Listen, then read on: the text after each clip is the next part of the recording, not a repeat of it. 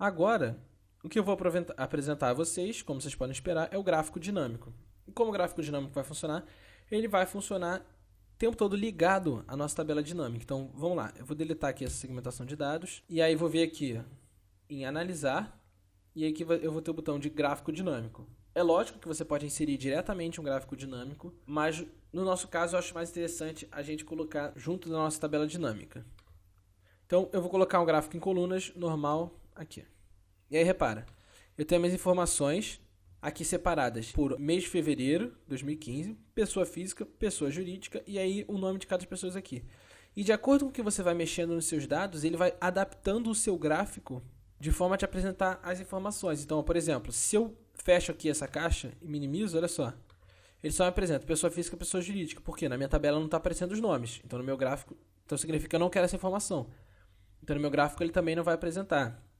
E é por aqui, pelo gráfico, você também pode editar essas informações aqui. Então, por exemplo, eu quero vir aqui na minha data da última compra e eu não quero mais colocar só esse mês. Eu quero colocar trimestre passado. Eu venho aqui e coloco, aí tem novembro e dezembro. Repare, ele está apresentando a soma da quantidade comprada. Então, se eu mudar aqui para, por exemplo, média, então vem aqui, média, dou OK.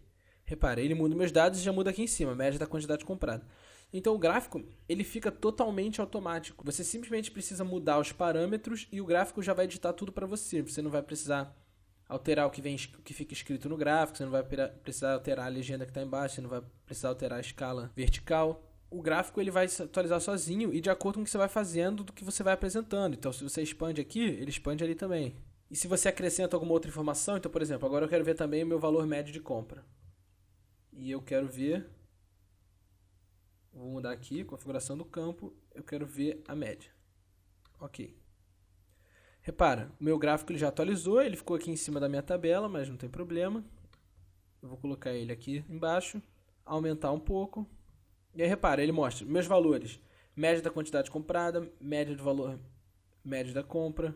E vocês vão reparar que a nossa escala aqui não está muito boa, porque a gente está comprando quantidade com valor de compra, e aí realmente fica meio difícil da gente ver a nossa diferença aqui da quantidade comprada.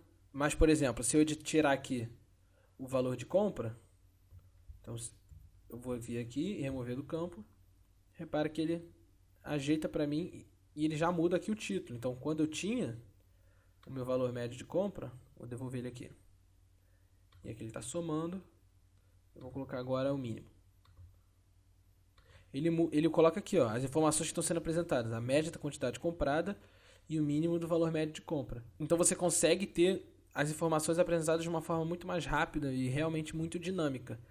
E se você for olhar, esse gráfico ele vai tratar os dados que estão apresentados na nossa tabela. Da mesma forma que a tabela, você pode vir aqui e usar as ferramentas de analisar, colocar segmentação de dados também. Então, por exemplo, eu vou inserir aqui uma segmentação por cidade. Ok. E aí eu vou descer aqui. Repare que eu só tenho aqui informação de Belo Horizonte. Por quê? Por causa da minha data da última compra. Então, vou mudar aqui, ó, data da minha última compra esse ano.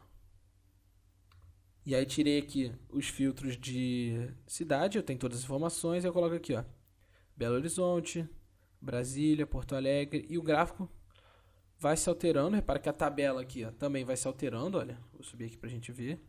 A tabela altera e o gráfico altera. É claro que a gente também pode mexer no design do nosso gráfico. Eu vou até alterar para esse design aqui, que eu gostei. A gente pode alterar ali em coluna normalmente, então ele funciona exatamente como um gráfico. A gente pode fazer as edições de gráficos que a gente fazia no gráfico normal. A vantagem é que a gente tem uma forma de edição nele mais dinâmica. Então, por essa aula a gente vai ficar por aqui. Qualquer dúvida é só falar. Valeu e até a próxima aula.